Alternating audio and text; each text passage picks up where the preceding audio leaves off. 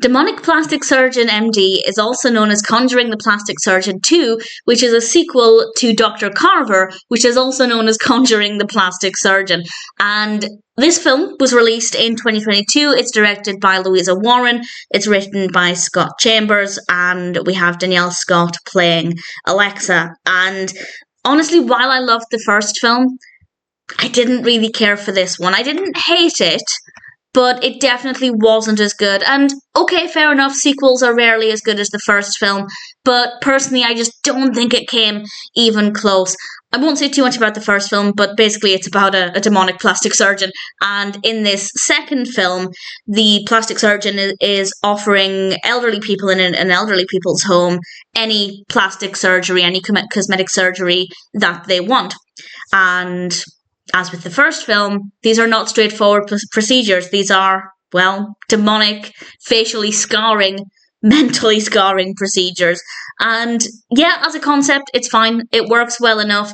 But I feel like it's just, it didn't feel as gory as the first film. The story didn't feel as well written as the first film.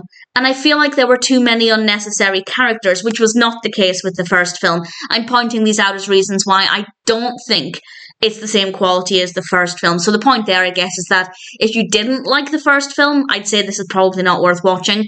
If you did enjoy the first film, though, then sure, check it out. There are certainly elements that have a similar feeling. There are moments of gore and things, just maybe not as many as I would have liked. I don't think it was as atmospheric. I don't think as suspenseful or as intense. As I said, I don't think the narrative was as well written either. So it's okay. It does work well. And having said that, if there were a third film, which I don't think there is, but if I'm wrong about that, please feel free to let me know. But if there were or is a third film, I would still watch it. So it's not a dramatic drop in quality, but it's fine. It works well. The camera works fine. The gore that we get is not too bad. I think Alessia is definitely a standout there as an interesting character. I think Danielle Scott's performance is great. Most people gave a decent performance. Some of the acting is a little wooden, but not enough to turn me off of the film. So, in general, I'd say Demonic Plastic Surgeon MD is an okay film.